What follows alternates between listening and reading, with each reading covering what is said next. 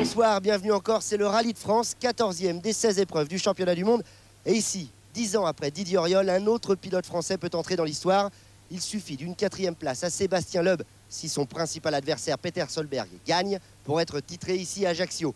Tout de suite, je vous propose de suivre l'événement depuis le début, jeudi, lors du shakedown.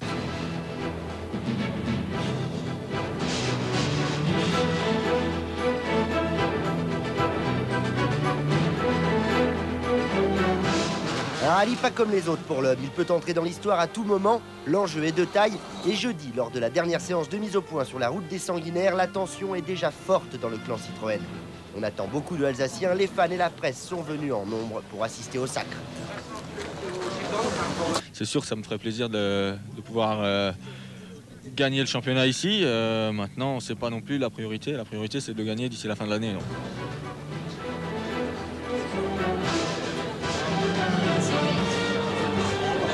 On est zen, il n'y a aucun problème.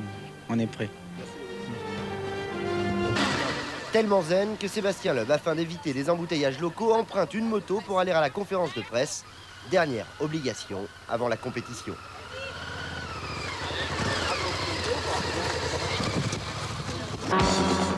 Vendredi matin, il a plu toute la nuit.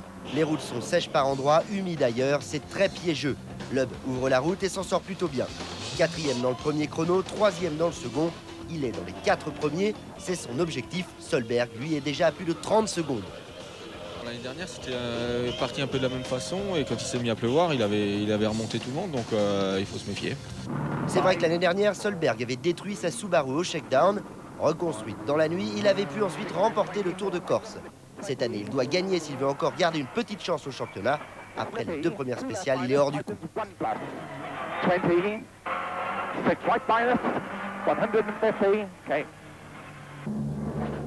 Peter, première spéciale, c'est déjà très difficile pour vous. Oui, vraiment, mais c'est comme ça, vous savez, l'asphalte, c'est l'asphalte. Nous devons continuer à attaquer. Pourquoi c'est si difficile? C'est comme sur chaque rallye asphalte. Le début de cette première étape est dominé par les Ford. Bon choix de pneus sur ce sol changeant. Marco Martin et François Duval s'en donnent à cœur joie. À l'Estonien la première, au Belge la deuxième. Après 2 spéciales, il possède déjà 30 secondes d'avance sur le 3e. Une histoire de pneus.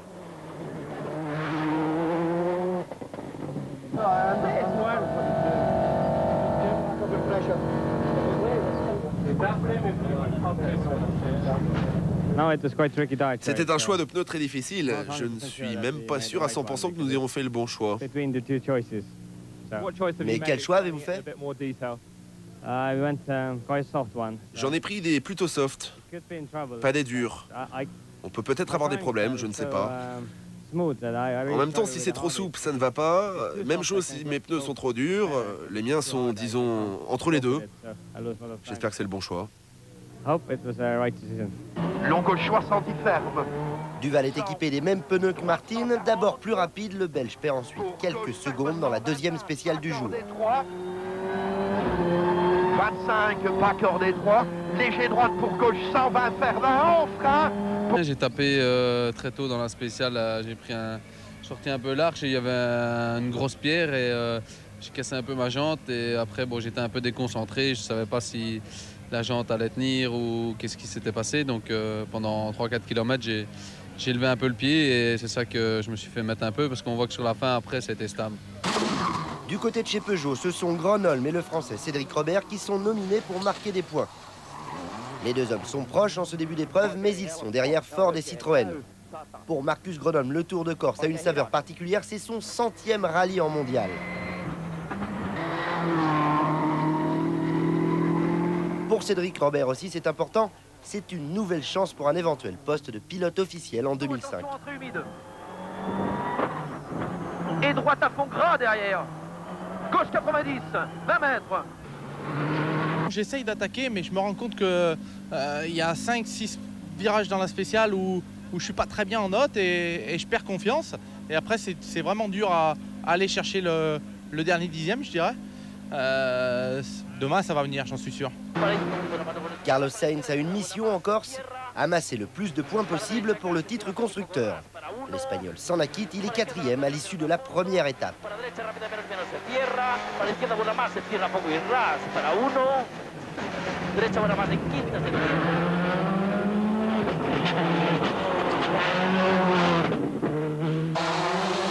En Corse, l'équipe de France FFSA est composée de 3 hommes.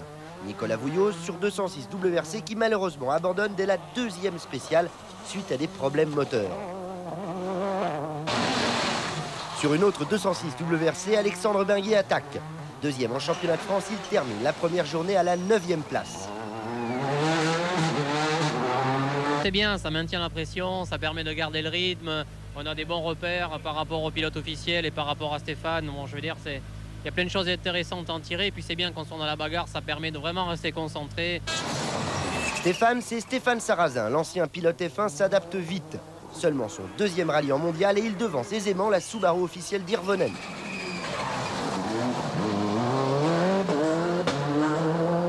J'ai rêvé bien évidemment, mais arriver comme ça et se battre d'entrée avec eux, c'est fabuleux. Ça aurait été même prétentieux de ma part de penser pouvoir le faire de suite. C'est vrai que Sarrazin fait des temps proches de Solberg, vainqueur ici même l'année dernière. Surprenant quand on sait que le Français dispose d'une version 2003 de l'Impreza. Le problème pour Solberg, c'est qu'il n'explique pas sa contre-performance.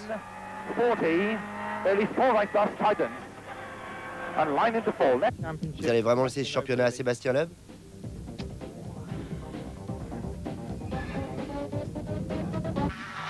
Loeb qui termine la première journée par un scratch. Il est 3e au général.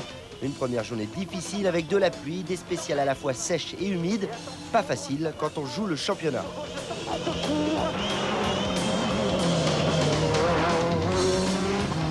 C'est un petit peu plus difficile au niveau pilotage et puis les choix de pneus sont plus délicats, mais bon, pour l'instant ça se passe bien. D'autant mieux qu'encore Sébastien est bien entouré. Sa fiancée Séverine est une habituée, en revanche plus inhabituelle, ses parents sont là aussi. Cette présence ne déconcentre pas le Français, au contraire, il est calme et détendu. Vendredi soir, tout va pour le mieux. Il est serein d'abord parce que il a trouvé les bons réglages pour sa voiture et donc il est en confiance avec la voiture et ça lui donne confiance pour la suite. Et puis où se trouve Solberg ce soir, il est bien évident que ça lui permet de voir les choses un peu différemment.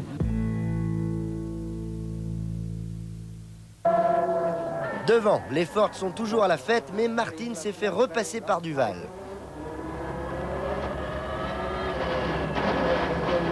Right. 70. Marco, vous meniez avant cette spéciale et puis tout d'un coup, vous perdez du temps. Pourquoi? Je me suis complètement trompé dans mon choix de pneus. Beaucoup trop soft. Aucune chance comme ça. Vous saviez comment était la spéciale ou pas? Oui, je m'attendais à pas mal d'humidité, mais finalement c'était à 90% sec. Marco Martin termine le premier jour à 15 secondes de son coéquipier François Duval.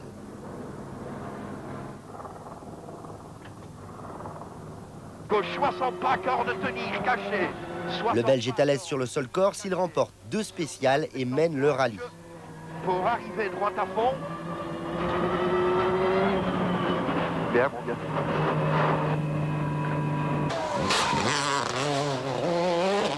Ferme rasé, étroit. 70 ferme, étroit. Je suis content, la journée s'est très bien passée, on n'a pas eu de problème sur la voiture, on a fait de bons réglages apparemment, parce que les 2 Ford sont devant et j'espère qu'il y en aura minimum une sur le podium à l'arrivée. Bon, maintenant moi je ne m'allume pas, demain c'est des conditions difficiles. Tout le monde risque de faire un mauvais choix de pneus, donc j'espère continuer à faire des bons choix et comme aujourd'hui, et pas prendre plus de risques aujourd'hui, c'était déjà un peu limite par endroit. Après un jour de course, on a 2 Ford devant 2 Citroën et 2 Peugeot. La grosse contre-performance, c'est Solberg, seulement 7e. Samedi matin, motorhome Citroën, on se prépare sous les yeux d'un visiteur surprise. Jean-François Lamour, le ministre de la Jeunesse et des Sports, vient d'arriver. Comment voulez-vous qu'on ne soit pas fier, et je crois qu'on partage tous ce sentiment, qu'on ne soit pas fier d'avoir effectivement un très bon pilote, vraiment très bon pilote, qui est en train de gravir progressivement les échelons. Loeb est flatté. Ça fait plaisir, mais il faut que ça continue après. Il n'y a pas qu'en Corse, il y a d'autres rallyes et non, mais c'est sympa. Ouais. Le Français attaque la 2e journée comme la première, fidèle à la stratégie mise en place avec Guy Fréquelin, ne pas trop attaquer tout en restant dans le groupe de tête. À mi-journée, il est toujours 3e derrière les deux Ford.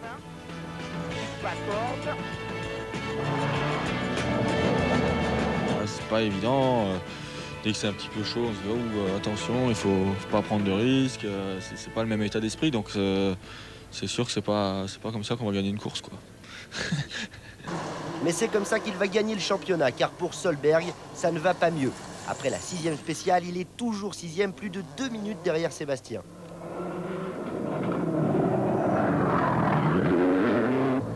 François Duval scrute le ciel, la météo est capricieuse ce week-end en Corse. Pour le choix de pneumatique, ça devient un véritable casse-tête.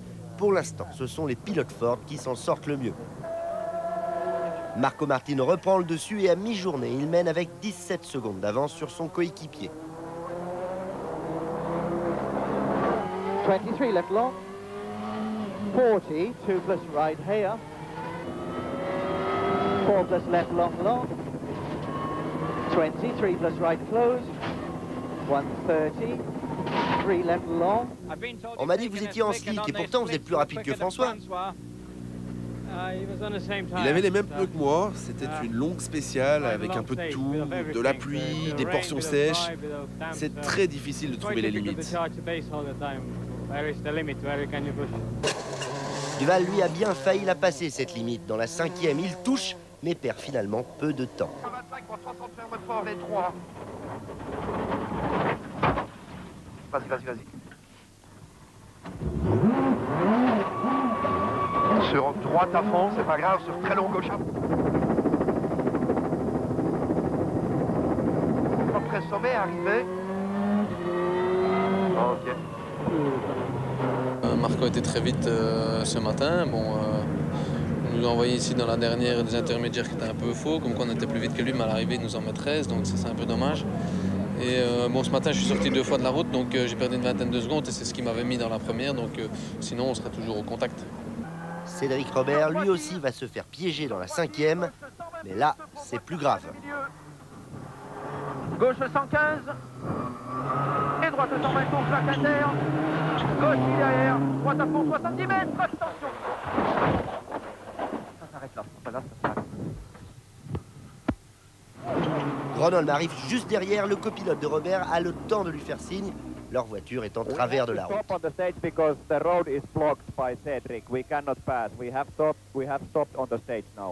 crois que c'est les dures lois du sport automobile. Heureusement, ça ne m'arrive pas souvent. Je suis un pilote d'habitude qui sort très rarement. Bon, ça m'arrive ici.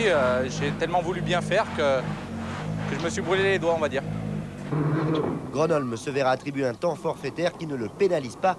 De toute façon, le grand Finlandais n'est pas en lutte pour la victoire ou même le podium. Surprenant.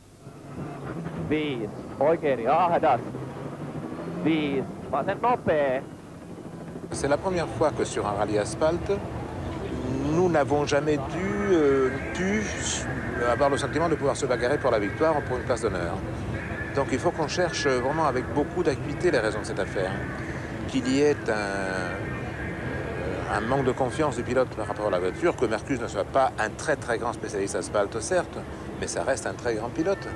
Et donc il faut être objectif, nous ne sommes pas à notre place, d'autant que la voiture n'a aucun problème, cette fois-ci. Cette fameuse batte de vitesse marche, et dans la dernière spéciale, Gronholm dit « j'ai cru avoir fait un très bon temps ». Et après on se retrouve avec 1 seconde au kilomètre par rapport aux autres.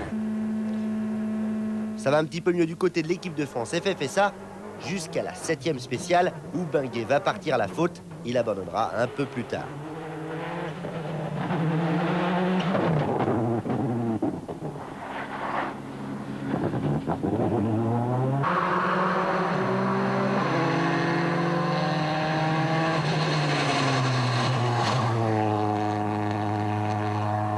Il ne reste plus que Stéphane Sarrazin, mais pour lui, ça va plutôt pas mal. Dans la dernière spéciale du 2e jour, il est 6 secondes seulement derrière Solberg. Au général, il est 7e. C'était une journée de folie en fait, parce qu'on partait toujours avec des pneus, on savait jamais si c'était les bons. Un coup on était en slick et il pleuvait et vice versa. Donc je suis très heureux d'être ici ce soir. On a été performants toute la journée, on s'est battu au milieu des usines. On a même, on n'était pas très loin de Sainz, tout ça, ça fait vraiment plaisir. C'est énorme, donc je suis très heureux. Solberg, lui, est toujours aussi pâle, méconnaissable. Le Norvégien termine le deuxième jour 6e au général, 4 minutes 30 derrière les leaders.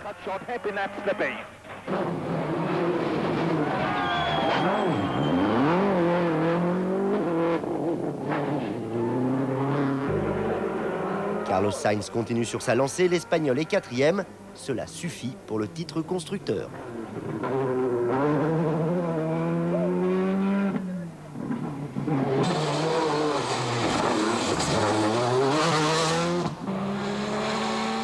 Loeb termine la deuxième étape à la 3e place. On s'approche de plus en plus du titre.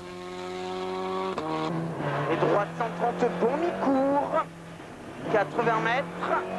Droite 130, bon mi-long, pas corde. Et gauche à fond, sur frein pour 60 cm. Gauche 90 plus mi-long.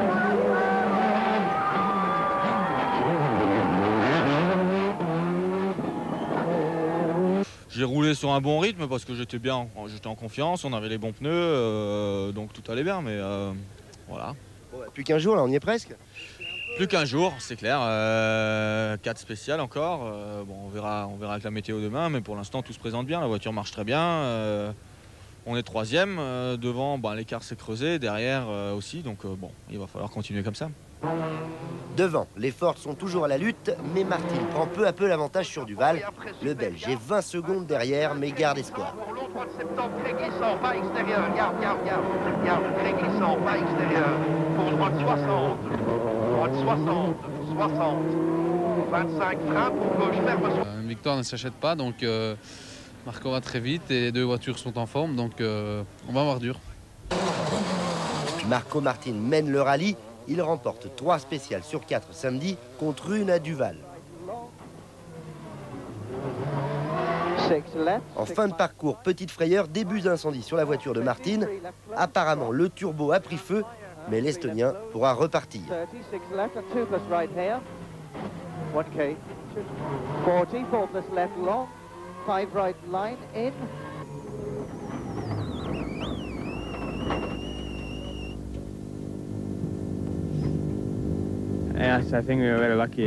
On a eu de la chance dans cette dernière spéciale. Un peu avant la fin, j'ai vu les flammes sortir. C'est très beau à voir, mais bon, nous avons décidé de continuer en espérant rallier l'arrivée et éteindre ce feu. On a réussi, mais on a vraiment eu de la chance, car en plus, on a aussi perdu la direction assistée juste avant l'arrivée. Après 2 jours, Martin possède donc 20 secondes d'avance sur François Duval. Loeb est pour l'instant virtuellement champion du monde.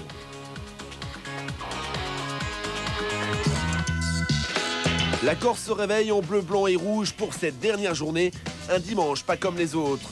Une date qui, grâce à Citroën et Sébastien Loeb, pourrait entrer dans l'histoire du sport automobile français. Première spéciale de cette journée et premier temps scratch du rallye pour Peter Solberg. Le Norvégien n'a plus rien à perdre et se lance corps et âme dans la bataille. Il attaque pour l'honneur. Sur droite 60 ouvre. Depuis le début de l'épreuve, les Ford impressionnent. Marco Martin est en route pour la victoire. François Duval pouvait encore la lui contester ou tout du moins offrir à son équipe un doublé. Grosse désillusion pour le Belge. Son moteur le lâche. Sa course s'achève sur ce bas-côté. Je pense que le moteur a cassé 3 km après le départ. On a essayé de voir ce qu'il y avait, essayé de redémarrer, mais il n'y a plus rien à faire, c'est cassé. Une seule Ford au mieux ralliera l'arrivée, et même si c'est victorieusement, mathématiquement, l'équipe Citroën est d'ores et déjà, comme l'an dernier, championne du monde des constructeurs. Marco Martin en route pour la victoire. Il remporte les 2 spéciales suivantes. Une petite frayeur malgré tout pour l'Estonien. À l'arrivée du 10e chrono, de la fumée s'échappe du moteur de sa Ford. Son équipe trouve la solution. Cet incident sera sans conséquence. Flat right, 4 minus left close, in line maybe, 100, 4 minus right low. Place maintenant à la dernière spéciale, c'est l'heure de faire les comptes. Peter Solberg, le seul à pouvoir encore prétendre au titre, n'a pas fait en Corse aussi bien qu'il espérait. Il se classe 5e du rallye. Il a fait mieux que résister à l'élite internationale, engagée en Corse par la Fédération française de sport auto pour y poursuivre son apprentissage du rallye. Stéphane Sarrazin a surpris. Le Gardois se classe 6e et inscrit ses 3 premiers points au championnat du monde. Encourageant. Je savais que ça pouvait marcher, mais de là à le prouver, c'est autre chose. On m'a donné les moyens pour le faire, la fédération, Subaru. Et on est là dimanche, voilà, on a terminé le rallye, on est 6e, intercalé entre les usines. On s'est battu avec les Peugeot officiels, c'est le top, quoi. C'est plus que ce que je pouvais rêver, c'est fabuleux. Définitivement, c'est une saison à oublier pour Peugeot. Seul Marcus Gronholm marque des points. Il termine 4e, mais n'a jamais été satisfait du comportement de sa 307. Pour Carlos Sainz, c'est un nouveau podium. L'Espagnol se classe 3e en attendant la prochaine manche du championnat du monde, chez lui en Catalogne. La régularité de Carlos Sainz y est pour beaucoup dans le titre constructeur de Citroën Sport. Le grand vainqueur de ce rallye de France, c'est donc lui, Marco Martin. Une course exemplaire, l'Estonien a dominé de bout en bout. Il signe encore sa 4e victoire, la 2e cette saison puisqu'il s'était imposé en mars dernier au Mexique, mais sa toute première sur asphalte.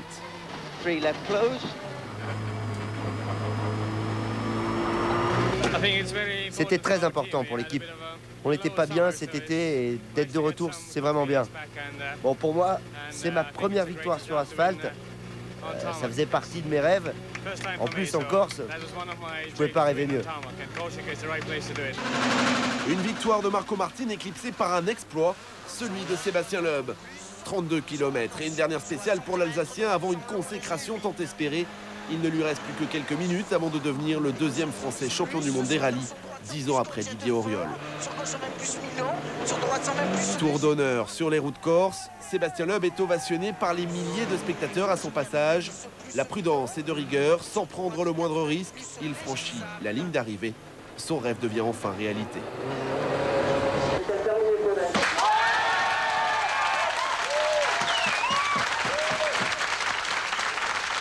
Explosion de joie dans le camp Citroën, ces 2 titres mondiaux viennent récompenser plusieurs années de travail. Toute une équipe en un instant se retrouve submergée par l'émotion. Quelques mètres plus loin, Sébastien Loeb est accueilli par son coéquipier Carlos Sainz et par son dernier et plus sérieux rival, Peter Solberg, champion du monde déchu, premier à féliciter celui qui méritait le plus de lui succéder. C'est vraiment génial. En plus, pour toute l'équipe, de gagner les 2 titres en Corse, c'est extraordinaire. Et de pouvoir dire que je suis champion du monde, c'est vraiment bizarre, quoi. Vous ne réalisez pas encore? Non, c'est difficile. Ça vient de me tomber dessus là comme ça. Hein, donc, sur le coup, c'est difficile, mais c'est vraiment génial. Sans tarder, Sébastien Loeb retrouve enfin son équipe et tous ceux qui l'ont aidé à construire son succès.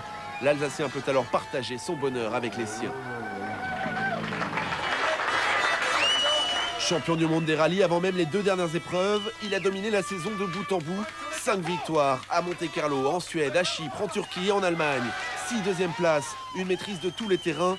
À 30 ans, Sébastien Loeb est devenu incontestablement le meilleur. Daniel Elena à ses côtés depuis 98 est lui aussi champion du monde. On est parti dans les galères ensemble et on est arrivé jusqu'au titre suprême, donc c'est le bonheur, quoi. Quand vous étiez à l'arrivée là dans la spéciale, à quoi vous avez pensé en premier? À dire spécial terminé pour Daniel, pour rassurer toute l'équipe. Les plus belles félicitations que peut recevoir un champion du monde proviennent toujours d'un autre champion du monde.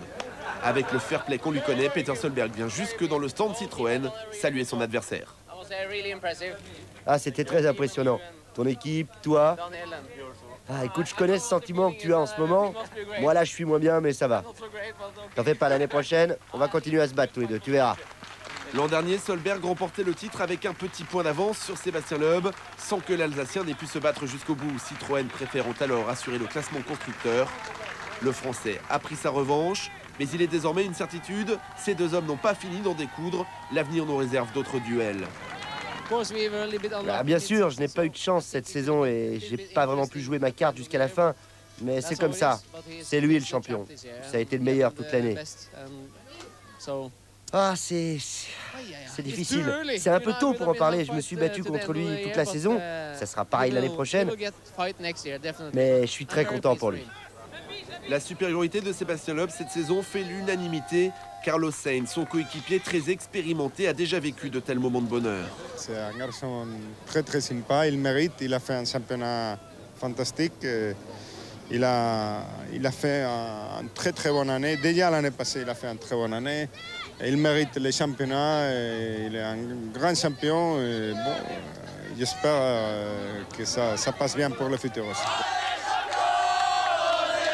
Attiré par la vitesse depuis son plus jeune âge, Sébastien Loeb a toujours rêvé de compétition automobile. Talent et travail lui ont permis de réussir, son ascension est fulgurante, sa famille l'a toujours soutenu. C'était vraiment un super moment. En plus, on était à l'arrivée, on l'attendait avec les bouteilles de champagne et tout, et c'était vraiment super. Et là, il s'est vraiment lâché et c'était super. C'est un moment extraordinaire. Je m'y attendais. On attend ça depuis des années.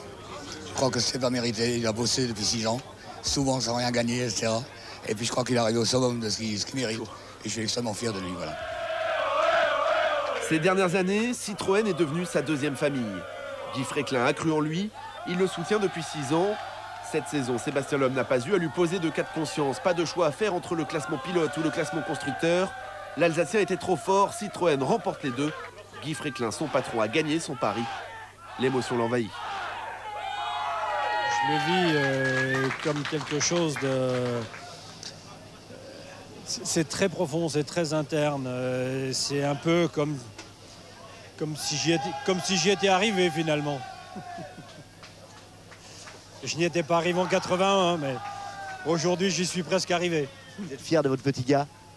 Je suis très fier de lui. Et je suis très fier de notre équipe.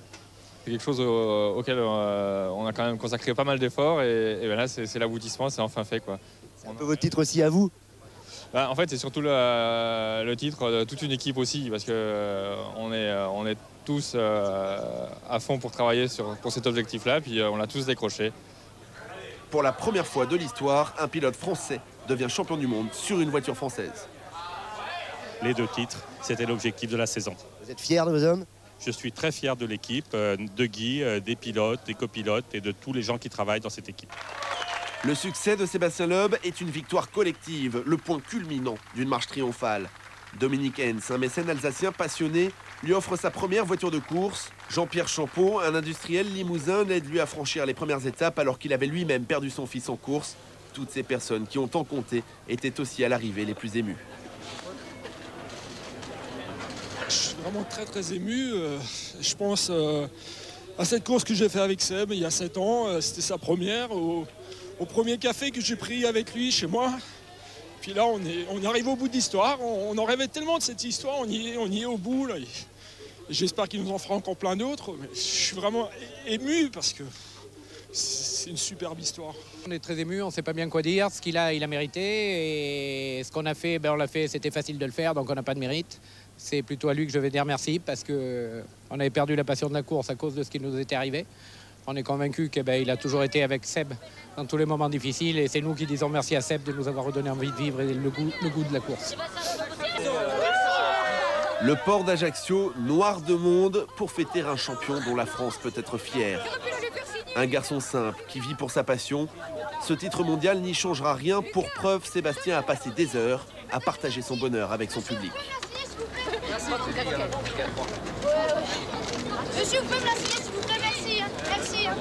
L'homme n'est pas une star, il est juste un pilote hors pair doté d'un talent exceptionnel qui, c'est une certitude, n'a pas fini de faire parler de lui. Sébastien Loeb repart à la conquête d'autres titres et pourquoi pas d'une domination à la Schumacher.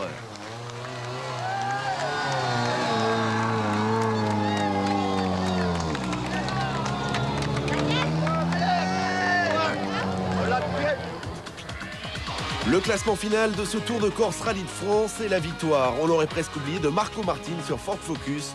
2 Citroën sur le podium. Sébastien Loeb 2e, Carlos Sainz 3e, Marcus Grönholm est 4e, Peter Solberg 5e. Très belle 6e place du Français Stéphane Sarrazin. 108 points au championnat du monde, Sébastien Loeb ne peut plus être rejoint. En revanche, tout est encore possible pour les places d'honneur. Peter Solberg est 2e, il devance Marco Martin de 9 points et Carlos Sainz de 13 points. Enfin, au classement constructeur, là encore, le titre est joué. Citroën avec 178 points et l'équipe championne du monde 2004. Tout est encore possible entre Ford, 2e, et Subaru, 3e. Rallye Mag est terminé, rendez-vous dans 15 jours en Catalogne. Mais n'oubliez surtout pas, d'ici la Automoto, dimanche matin, 9h50, vous y retrouverez des images inédites de la fête qui a suivi le titre de Sébastien Loeb. Bonne nuit à tous.